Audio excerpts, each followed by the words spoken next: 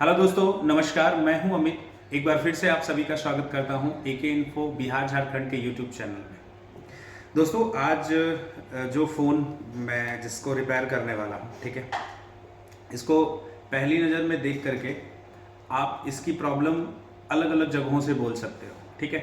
लेकिन जैसे ये फ़ोन को मैं रिपेयर करूँगा, ठीक है, उस एंगल से बहुत कम लोग सोचते हैं, ठीक है। बहुत कम लोग इन द सेंस ये कि वही लोग सोचेंगे जिनको बेसिक्स की प्रॉपर नॉलेज होगी, जिनको ये पता होगा कि कौन सा कंपोनेंट मोबाइल फ़ोन में लगता है तो वो किस काम के लिए लगाया जाता है। जैसा कि मैं अपने बहुत सारी वीडियोस में बोल चुका हूँ कि प्रॉपर नॉलेज लेना बहुत ज़रूरी होता है। बिना प्रॉपर नॉलेज के हम कहीं पे कोई भी काम करेंगे तो हमको उसका रिजल्ट नहीं मिलेगा। तो दिखाता हूँ मैं आप लोगों को कि इस फ़ोन में क्या प्रॉब्लम है और कहाँ से ये प्रॉब्लम को सॉल्व किया जाएगा। स्टेप बाय स्टेप सारी चीज़ें बताऊँगा। बहुत ज़्यादा बड़ी वीडियो नहीं है, तो शुरू से लेके आखिरी तक देखिएगा। वीडियो में जो भी चीज़ें मैं बताऊँगा बहुत ही इम्पॉर्टेंट रहेगी आपके लिए। आपके फ़ोन बनाने के, फ़ोन को रिपेयर करने के प्रोसेस में बहुत इंपॉर्टेंट है। तो देखिए, ये फ़ोन है Redmi 9 का। इसको पोको M2 भी कहा जाता है, ठीक है। तो चूँकि दोनों का बोर्ड सिमिलर है, तो अगर मैं इस फ़ोन पे काम कर रहा हूँ तो आप Redmi 9 पे भी काम कर सकते हैं। और ये जो बेसिकली प्रॉब्लम आई हुई है ना, Redmi के बहुत सारे फ़ोन्स में ये प्रॉब्लम आती है। अब इस पे लोग करते क्या है कि कभी अब पहले प्रॉब्लम दिखा देता हूँ, फिर आपको मैं बताता हूँ। तो जैसा कि ये फ़ोन में प्रॉब्लम है, मैं आपको चार्जर लगा के दिखाता हूँ।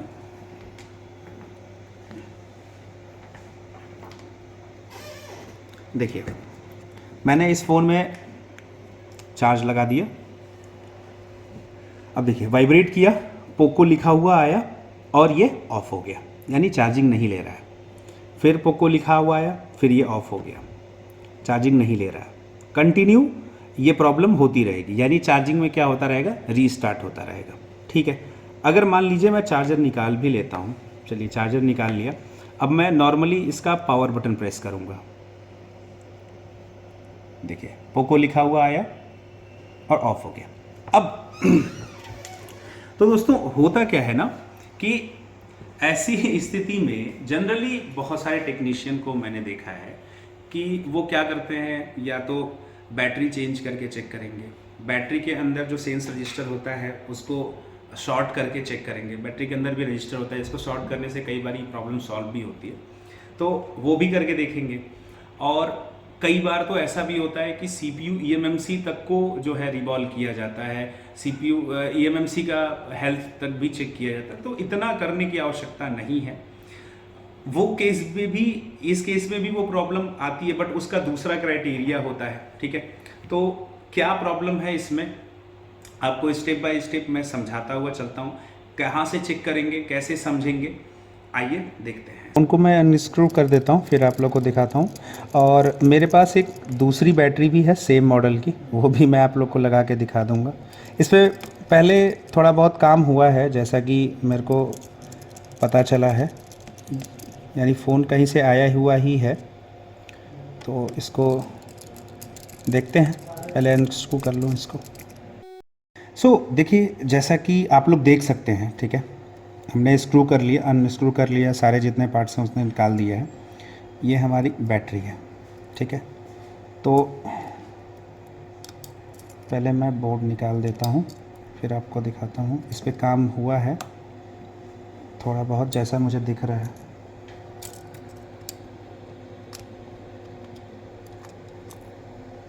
देखिए, ये बैटरी खुली हुई है, इसका मतलब पहले से इस पे काम हुआ है। बैटरी भी आसानी से निकल गई। ये देखिए, ऑलरेडी इस बैटरी पे जंपर किया गया है, ठीक है। तो जंपर इसका कोई सॉल्यूशन नहीं निकाल पाया, ठीक है। तो यानी ये जंपर इसका सॉल्यूशन है ही नहीं, ठीक है। खैर, मेरे पास दूसरी बैटरी भी है, मैं दूसरी बैटरी भी डाल करके देखता हूँ। सेम बैटरी है मेरे पास, BN54, और ये भी है BN54 ही, ओके। ये बैटरी नहीं खुली हुई है पहले से।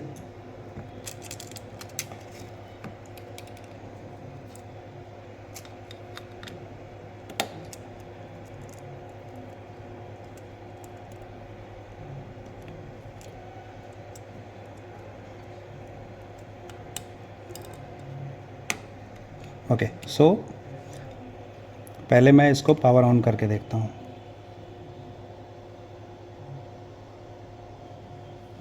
देखिए पावर ऑन हुआ, पोको लिखा, ऑफ हो गया। यानी बैटरी का तो मसला है ही नहीं इसमें, चार्जिंग में भी लगाएंगे तो वही आएगा प्रॉब्लम।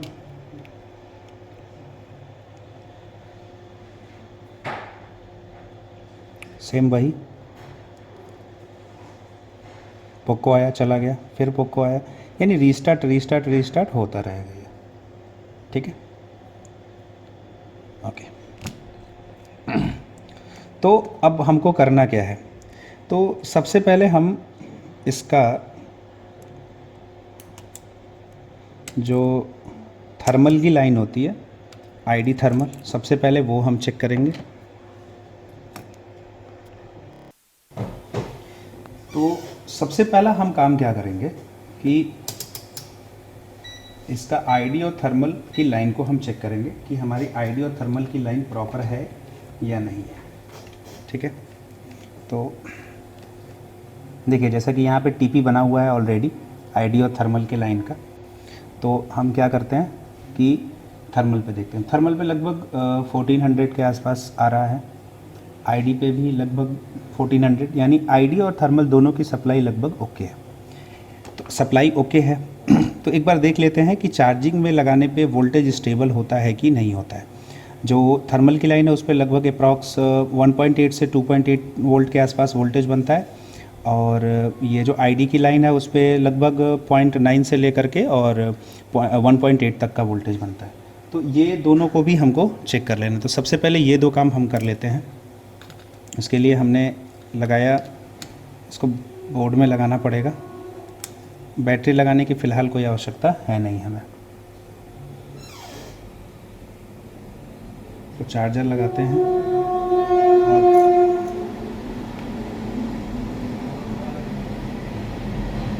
वोल्टेज चेक कर लेते हैं। मल्टीमीटर को वोल्टेज रेट पर सेट करके वोल्टेज देखते हैं। तो जैसा कि आप लोग देख रहे हो, ड्रॉप उल्टा है, जैसा कि आप लोग देख रहे हो यहाँ पर जो थर्मल की लाइन है उस पर 2.769 यानी लगभग 2.8 वोल्ट के आसपास आ रहा है, और वोल्टेज ऐसा भी नहीं है कि फ्लक्चुएट कर रहा है, वोल्टेज भी स्टेबल है। और ये आईडी की लाइन है जिस पे लगभग 0.9 के आसपास वोल्टेज आ रहा है, यानी ये भी स्टेबल भी है। मेन चीज़ है स्टेबल है। तो अगर वोल्टेज नहीं आता या वोल्टेज अनस्टेबल होता तो हम समझते कि हाँ हमारे आईडी और थर्मल की लाइन का प्रॉब्लम हो सकता है, बट अब तो वोल्टेज भी हमारा लगभग सेम है, स्टेबल भी है। 2.8 आना चाहिए, 2.8 आ भी रहा है थर्मल पे, और 0.9 से लेकर के 1.8 आईडी पे आना चाहिए, वो भी आ ही रहा है। वीवैट की लाइन पे भी आएगा वोल्टेज, बट वो वोल्टेज स्टेबल नहीं होता है। ठीक है, क्योंकि इसमें जो चार्जिंग आईसी लगी हुई है वो एसएमबी सीरीज़ की है, तो यहाँ पे जो वीवैट पे है वोल्टेज वो स्टेबल नहीं रहेगा। बैटरी लगाएंगे तो वोल्टेज हमारा स्टेबल हो जाएगा। ठीक है, तो अच्छा एक बारी मैं आप लोग बैटरी का वोल्टेज भी दिखा देता हूँ, वरना ये भी है कि, तो बैटरी का हमारा वोल्टेज भी 3.7 है। ठीक है, तो यहाँ से भी तो कोई प्रॉब्लम है नहीं, ऐसा भी नहीं है कि बैटरी का वोल्टेज, खैर मैंने बैटरी चेंज भी की थी।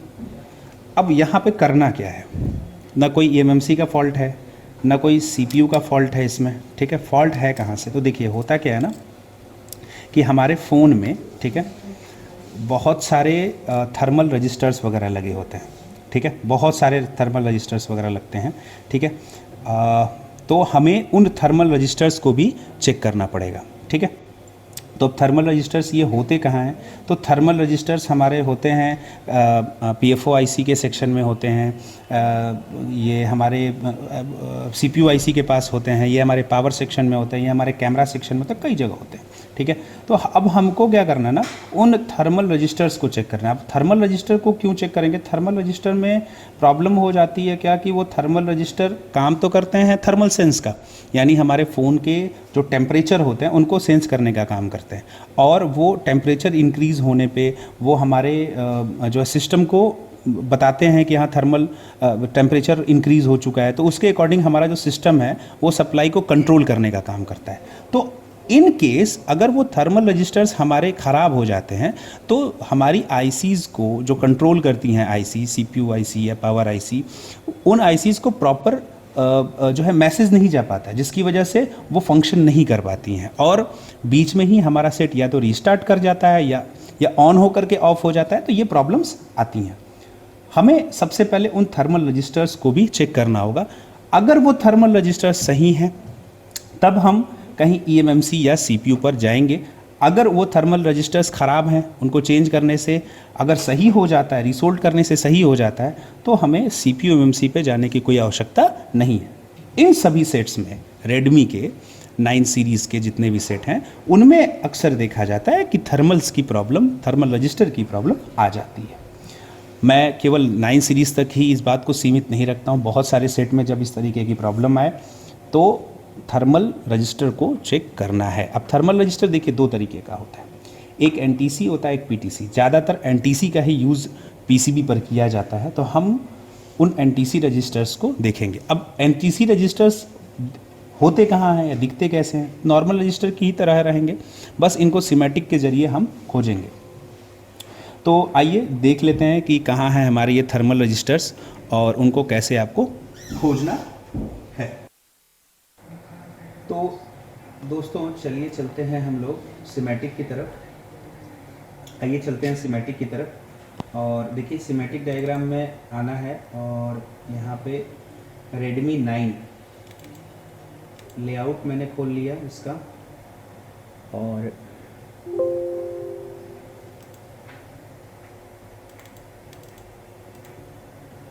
ये सिमेटिक मैंने खोल लिया। ओके, तो अब हमको ये जो हमारा सिमेटिक है इसमें सर्च करना है एनटीसी। ये एनटीसी हमने सर्च किया।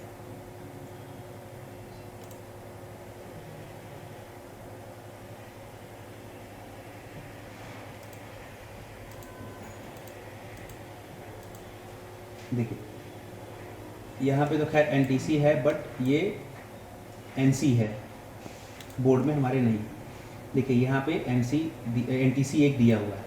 अब ये लिखा हुआ है थर्मिस्टर टू सेंस आरएफपीए टेम्परेचर। अब यहाँ पे जो थर्मिस्टर दिया हुआ है ये हमारे 4G PA के टेम्परेचर को सेंस करने के लिए दिया है। ये जो थर्मिस्टर है उसकी वैल्यू है 100 किलो ओम। एक सिरा इसका ग्राउंड से जुड़ा हुआ है और एक सिरा इससे सप्लाई से जुड़ा हुआ है। अब ये जो सप्लाई है ये हमारी PAIC के पास गई हुई है, ठीक है। अब इसी के जस्ट बगल में देखिए यहाँ पे एक और लिखा हुआ है thermistor to sense AP temperature, ठीक है। AP यानी हमारा एप्लीकेशन प्रोसेसर, ये हमको CPU के लिए दिया हुआ है, ठीक है। तो यानी CPU जब हमारा काम करता है तो वो काम करते वक्त जो हीट, जो गर्मी होती है उसको सेंस करने के लिए ये थर्मिस्टर दिया हुआ है। ये अगेन ये थर्मिस्टर भी हमारा 100 किलो ओम का है। तो हमको इन्हीं दोनों थर्मिस्टर्स को चेक करना है। अब ये बोर्ड पे हमको कहाँ मिलेंगे? तो एक का लोकेशन नंबर है R1208, दूसरे का नंबर है R1207। देखिए तो R1208 जो है वो कहाँ पे है? तो वो हमको मिल जाएगा। हमको यहाँ पे लोकेशन नंबर उसका पेस्ट करके सर्च करना होगा। तो सॉरी जूम करते हैं, ये देखिए तो यहाँ पे 1208 लिखा हुआ है। ये हमारा जो है PAIC है उसके इस जगह पे R1207 दिया हुआ है, ठीक है। R1208 यही हमारा थर्मिस्टर है। एक जो दूसरा थर्मिस्टर था जिसका लोकेशन नंबर था R1207, उसको भी देख लेते हैं। R1207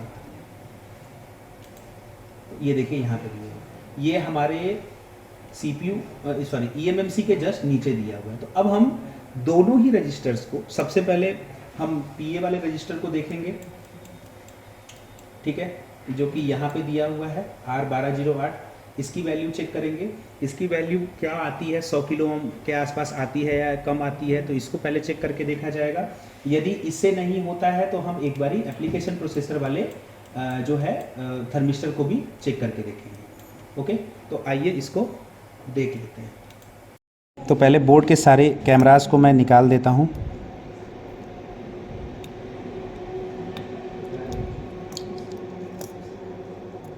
कैमरास निकालना बहुत ज़रूरी होता है, क्योंकि कैमरास अगर आप नहीं निकालते हैं, हीट पड़ती है तो कैमरा के लेंस वगैरह जो है वो ख़राब हो जाते हैं।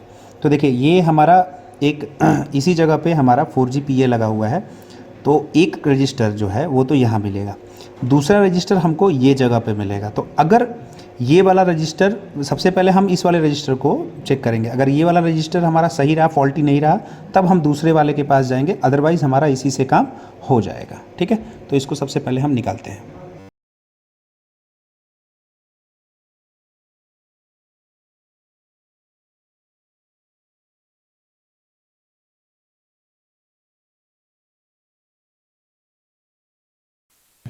सो फ्रेंड्स, देखिए कि जैसा कि मैंने इसका स्टील निकाल लिया है, ठीक है, और स्टील निकालने के बाद अब रही बात रजिस्टर की, तो जैसा कि हम लोगों ने अभी सिमेटिक डायग्राम में देखा था, ये रहा हमारा रजिस्टर। ठीक है, अब इस रजिस्टर को हमको चेक करना है। ठीक है, अब जायज़ सी बात है, इसकी वैल्यू कम हो गई होगी, जिसकी वजह से कि हमारा ये प्रॉब्लम आ रही होगी। तो हम क्या करते हैं, इस रजिस्टर को एक बारी चेक करते हैं। देखिए, जैसा कि मैं थोड़ा जूम करता हूँ, ऐसा फील हो रहा है कि थोड़ा सा इसका रीसोल्ड का प्रॉब्लम है।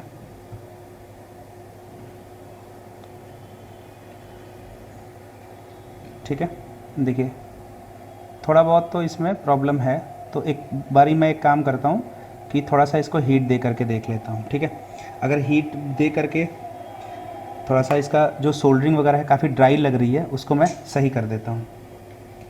ठीक है, फिर इसके बाद इसको चेक करेंगे डायरेक्ट, जहाँ तक मुझे प्रॉब्लम लग रही है इसके ड्राई सोल्ड होने की वजह से ही ये प्रॉब्लम आई है।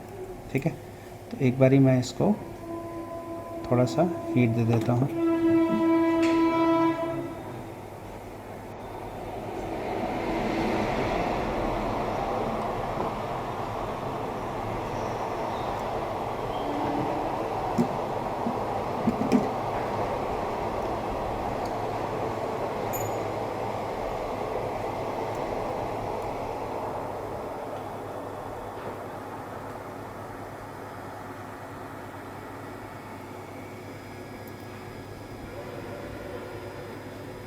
देखिए दोस्तों, जो थर्मिस्टर होता है ना, बहुत जल्दी टेम्परेचर को सेंस करता है। ठीक है, और ये अभी जो मैं हीट दे रहा हूँ ना, इस हीट का भी इसके ऊपर असर पड़ेगा। जैसे अगर ये 100 किलो ओम का रजिस्टर है ना, तो ये अपनी जो वैल्यू है उसको चेंज करेगा। ठीक है, अभी थोड़ा ड्राई सोल्ड लग रहा था, तो मैंने इसको पेस्ट के साथ थोड़ा सा हीट दे दिया। अब इसकी जो सोल्डरिंग है वो काफ़ी स्मूथ हो गई है। कभी ये प्रॉब्लम की वजह से भी, अब मैंने देखा ड्राई सोल्ड था तो मैंने कर दिया।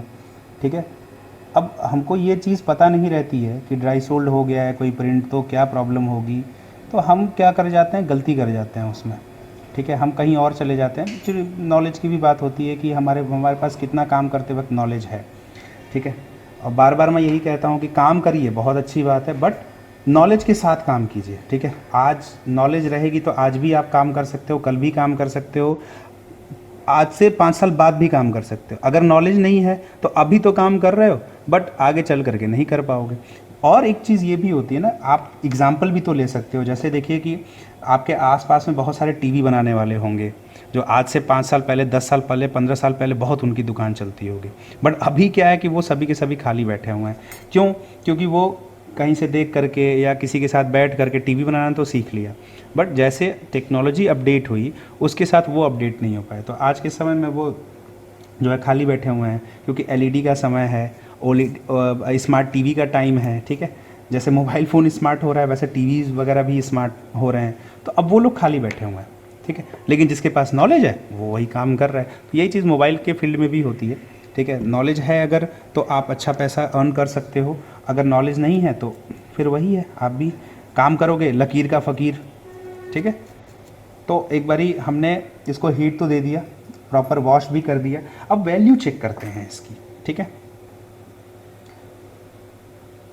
पहली बार बता देता हूँ, 100 किलो ओम का तो होता है, बट टेम्परेचर की वजह से इसकी वैल्यू कम भी हो सकती है। तो अभी जो वैल्यू बता रहा है ये तकरीबन 17 किलो ओम के आसपास बता रहा है। 18, मतलब ये इंक्रीज़ हो रहा है, क्योंकि मैंने थोड़ा हीट दिया था इसको, उसकी वजह से भी, और ये रूम के टेम्परेचर के हिसाब से भी थोड़ा हीट को, रूम के टेम्परेचर के हिसाब से भी इसकी वैल्यू कम और ज़्यादा होती रहती है। चूँकि थर्मिस्टर है तो वो करेगा ही। बाकी मैं एक बार बोर्ड में फिट करके देखता हूँ। कई बार ऐसा भी होता है कि थोड़ा बहुत हीट कर दीजिए इसको तो भी ये ऐसा होने लगता है, प्रॉब्लम देने लगता है। तो मैं वही चेक करता हूँ।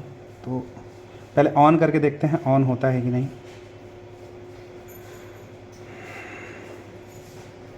तो पोको तो लिख दिया। देखिए अभी तक इसको चले जाना चाहिए था, बट अब ये स्टेबल है। ठीक है, स्टेबल है, इट मीन्स कि हमारा फ़ोन का जो प्रॉब्लम था वो प्रॉब्लम सॉल्व हो चुका है। या ठीक, तो हो गई प्रॉब्लम सॉल्व। इसका मतलब प्रॉब्लम वही रजिस्टर थर्मिस्टर से ही थी। ठीक है, तो देख लेते हैं, वेट कर लेते हैं ऑन होने का।